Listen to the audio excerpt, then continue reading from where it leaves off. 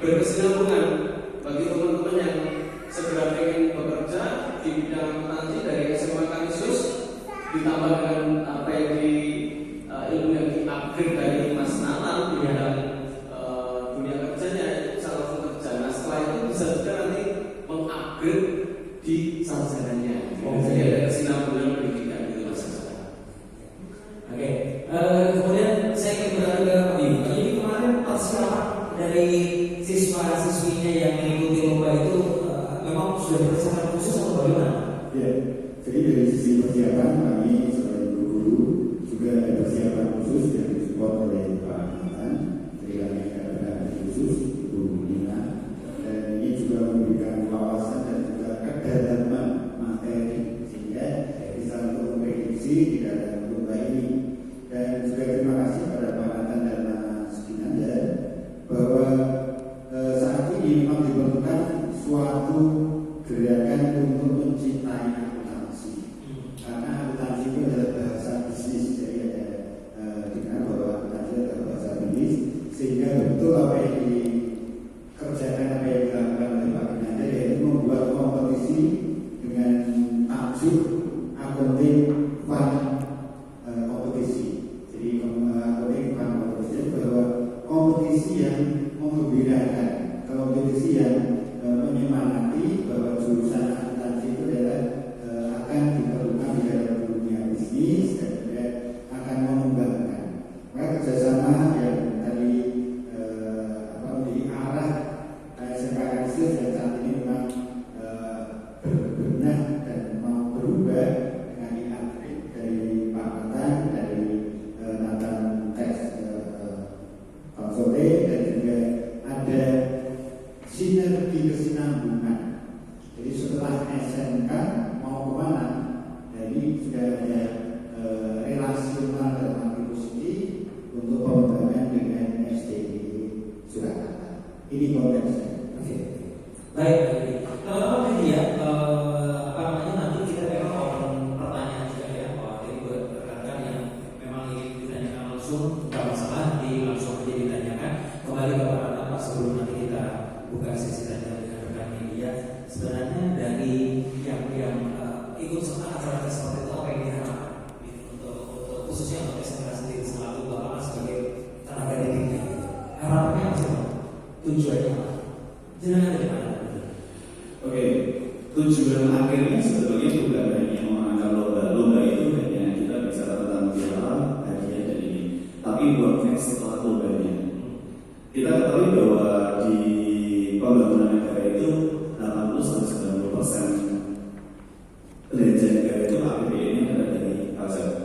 Nah, tugasnya sebagai konsultan pajak tidak hanya untuk membina wajib pajak, tapi juga mengembangkan SDM yang ada agar pemerintah terbantu dalam penerimaan pajaknya.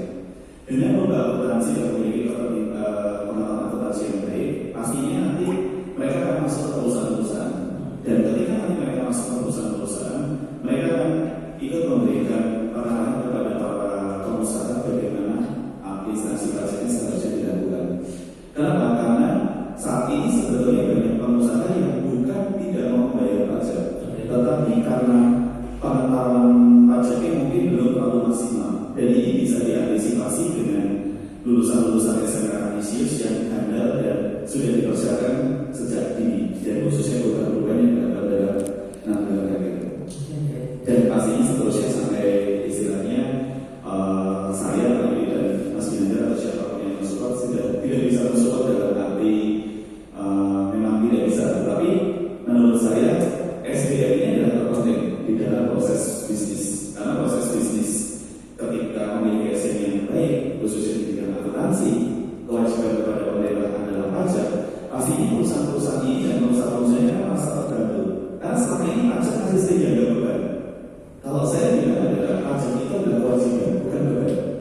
Sama seperti kewajiban seorang suami kepada istrinya atau keluarganya, kewajiban seorang pejabat publik kepada rakyatnya, kurang lebih seperti itu. Nah, pajak ini juga bukan beban, tapi kewajiban. Kita benahi melalui proses SDM yang ada di dunia akuntansi. Nah, SMK ini memiliki keunggulan tersendiri dibanding lulusan SMK. Mereka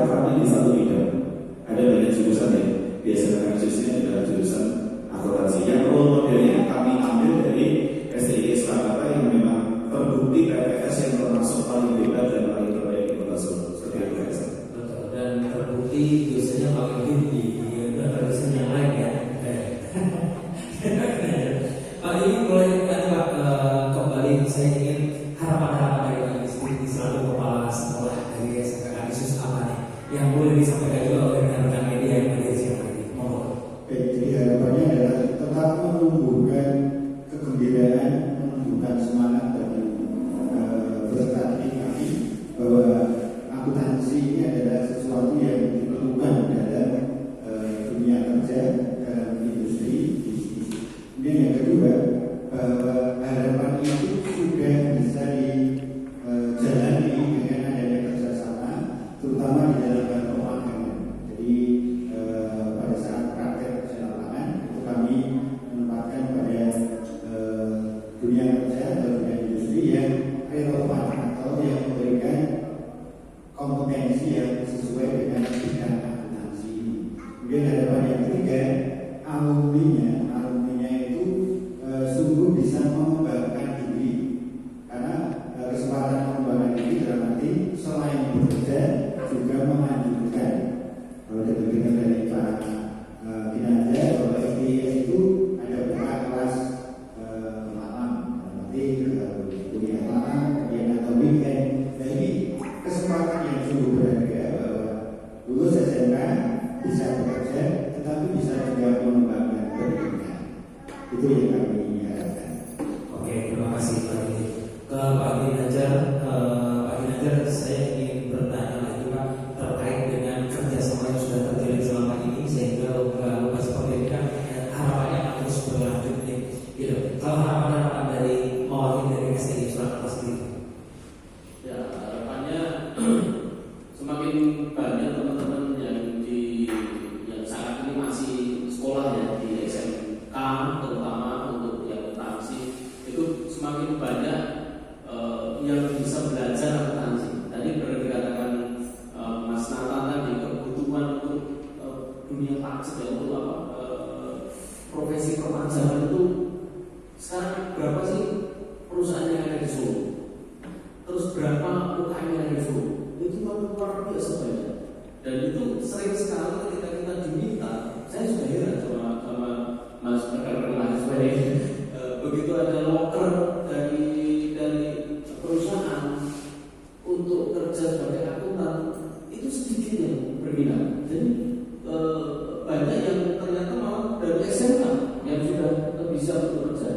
Jadi harapan kita dari SMK ini kalau bisa setelah lulus SMK kerja dulu, atau nanti bisa sebagai awal masuk di perusahaan. Nah setelah itu baru upgrade untuk S1 ya. Jadi nggak perlu buru-buru ambil S1 karena kalau di perusahaan itu kan membutuhkan yang skillful, gitu ya, yang skillnya sudah terpakai untuk mengurus perpajakannya itu, yang teknisnya. Nah, tetapi kalau setelah dia sudah punya skill yang bagus, baru masuk ke S1 untuk upgrade knowledge-nya, baru nanti dia setelah lulus S1 jadi supervisor. Jadi sangat bagus sekali kalau teman-teman ini masuk SMK untuk nambah skillnya semakin dipertajam ya, karena kalau di SMK drillnya latihannya luar biasa untuk kerjain soal itu. Jadi harapan kita semua bisa nanti banyak SDM di bidang perpajakan yang saat ini menjadi isu yang luar biasa banyak dibutuhkan. Mari kita cetak SDM di akuntansi dari SMK, mencetak untuk yang first posisi di awal, misalkan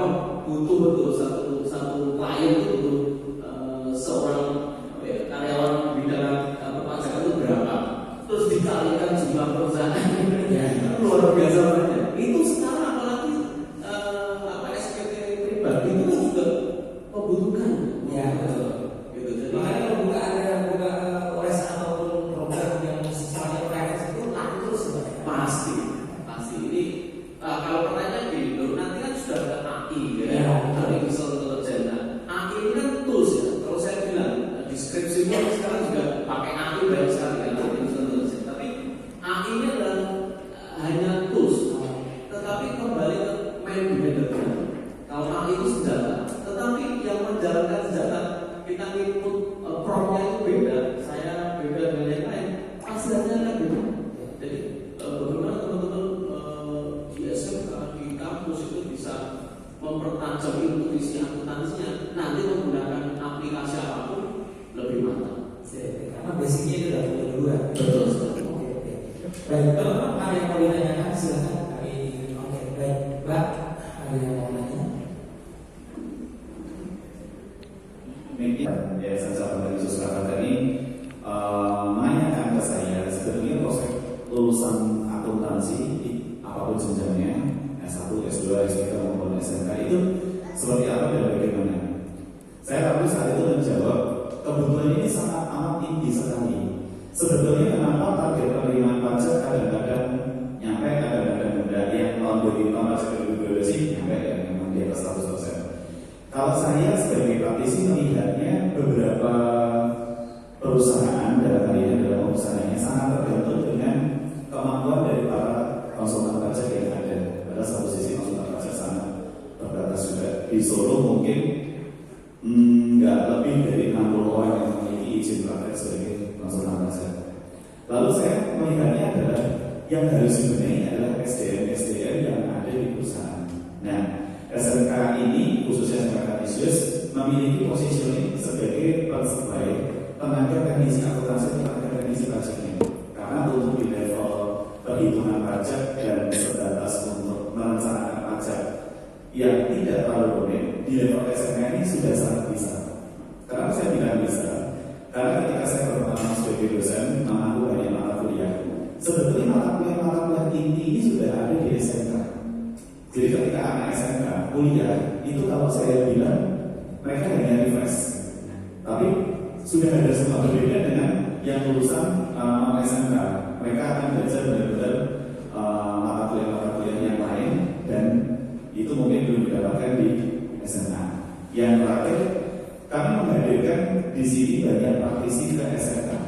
Beberapa sekolah yang kejuruan bahkan masuk kampus yang pastinya bukan dasar STI sekarang ya. Beberapa kampus itu justru tidak menghadirkan praktisi ke dalam kelas. Yang dihadirkan adalah dosen-dosen yang bersifat akademis yang mereka hanya textbook saja. Akhirnya apa ketika mereka lulus, mereka tidak siap kerja.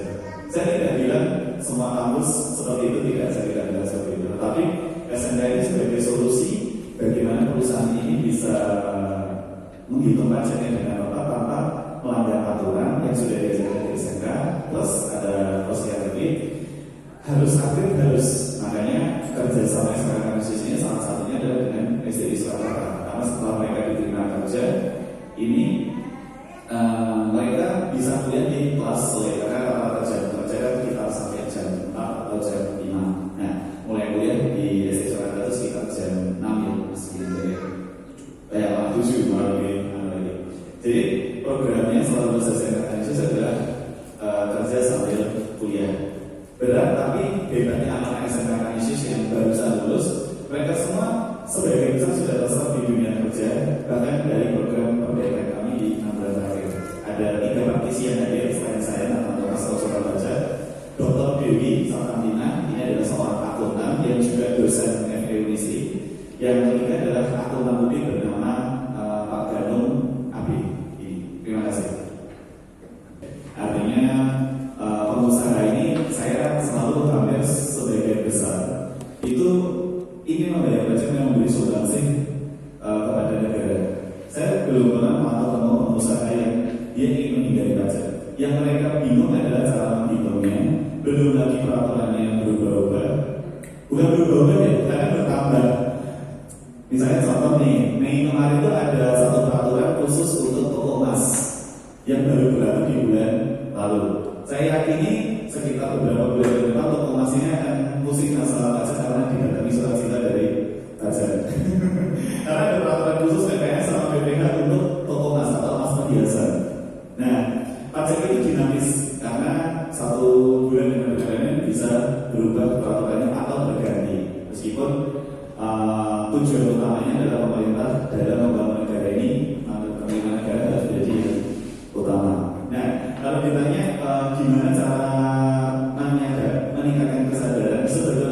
lebih pada bagaimana lulusan-lulusan ini dipersiapkan tidak hanya teknisnya, tapi juga kesadarannya untuk berkomunikasi dengan para wajib pajak bahwa pajak ini bukan beban, tapi pajak ini adalah kewajiban. Karena di beberapa banyak textbook pajak, buku-buku pajak selalu dikatakan pajak ini adalah beban. Nah, ini adalah sebuah brainwash yang salah sudah terlalu lama pada kewajiban kita pada negara. Artinya bagaimana nanti mempersiapkan SDM ini. Kalau ditanya sudah siap belum? Saya setuju bahwa nanti Bu Rita Pertama Singaja ada selalu dosen di SDM Surakarta. Pak Dr. Singaja ini lebih tahu bagaimana mereka siap. Di SMK saya kagum dengan kurikulum di SMK jurusan akuntansi. Tidak hanya di SMK Indonesia, di semua SMK mata pelajaran administrasi pajak ini sudah ada dari kelas 11, kelas 10 belum sih. Kelas 11, kelas 12 ada lagi. Dan materinya itu setara dengan yang perkuliahan di 9 SKS. Saya juga kaget pertama kali masuk ketika ternyata ada yang masalah pajak dan sama beratnya dengan yang ada di perkuliahan. Nah, asiknya mengajar anak-anak SMK ini mereka itu benar-benar tingkat keseriusannya tinggi karena mereka tahu setelah lulus mereka harus bekerja meskipun ada yang bekerja sambil kuliah. Jadi kalau ditanya siapa apa enggak, balik lagi tergantung siapa yang mengajar dan apakah dia kompeten apa enggak. Seringkali SMK sama kampus pengajar-pengajar di bidang pajaknya mereka bukan praktisi atau sekali mereka akademisi mereka kurang update. Seperti itu. Monggo Pak Ginanjar katakan dulu. Jadi ketika ditanya itu memang itu jadi PR yang cukup besar bagi kita juga. Karena yang pertama sebenarnya kalau teman-teman mau kuliah itu kadang mereka itu tidak tahu bedanya kuliah di sarjana atau di akademik sains atau di vokasi. Yang sering tidak diketahui teman-teman itu pokoknya nanti gelarnya sarjana. Padahal kalau untuk jadi sarjana itu memang nanti endingnya itu dia lebih ke sains ya.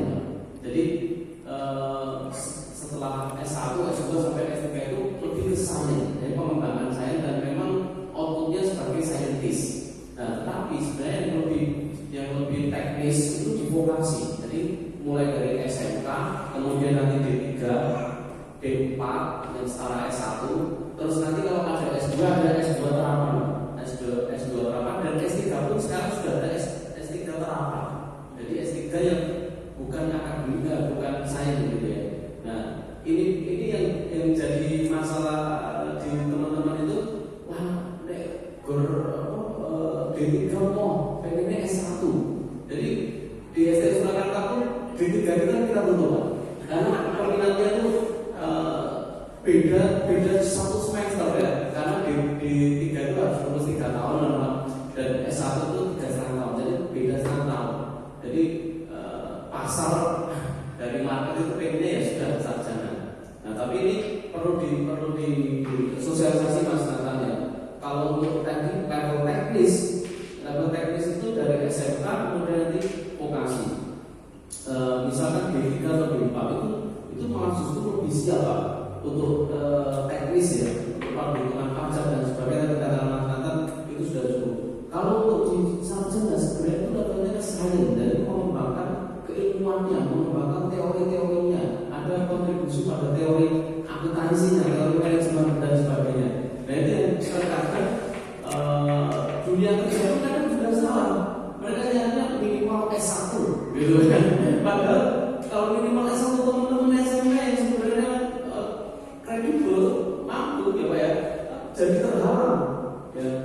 Saya juga mengkritik teman-teman yang punya bisnis dan membuat loker nih ya, sering sekali diskriminatif ya. Saya katakan diskriminatif karena apa? Kadang yang dicari lulusan dari kampus yang punya nama gitu kan. Memang nggak ada yang punya nama ya. Terus akreditasi harus sekian, padahal belum tentu outputnya itu kalah. Kemarin kita tahu tuh di berita ya, di anak UI kalah dengan lulusan SMK, STM ya, STM sama dengan SMK. Jadi sebenarnya kembali ke masing-masing orangnya. belum tentu juga kalau dia kuliah itu pasti nanti pekerjaannya sudah mudah, itu juga belum pasti. Itu juga.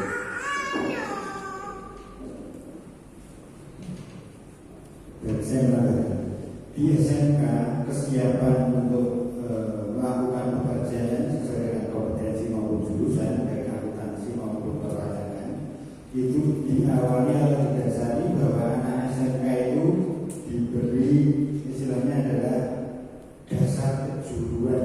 Jadi dasar kejuruannya itu adalah ya ekonomi, akuntansi dan juga ilmu yang berkaitan dengan bisnis. Lalu yang kedua diberikan kompetensi keahlian khusus termasuk administrasi pajak. Lalu di situ ada latihan-latihan mengelola atau latihan-latihan mengerjakan administrasi perpajakan, termasuk bagaimana mengisi SPPT. Dan inilah yang diupgrade oleh Pak Nathan. Kami bekerja sama dengan praktisi tadi. Jadi Pak Nathan yang bersupport bahwa itulah latihan-latihannya. Lalu yang keempat yang kita tumbuhkan dalam diri peserta didik atau anak, membawa semangat PSG. PSG adalah pendidikan sistem ganda. Pada saat anak berada di sekolah ini, dia masih punya kesempatan belajar saat praktik di dunia industri atau dunia kerja. Nah sekarang dibalik, kalau dia sudah bekerja dengan membawa semangat PSG, dia juga harus mengupgrade diri untuk belajar ke perguruan tinggi, ke lembaga studi vokasi. Betul bahwa ini adalah SMK vokasi, sehingga semangat PSG posisi di sekolah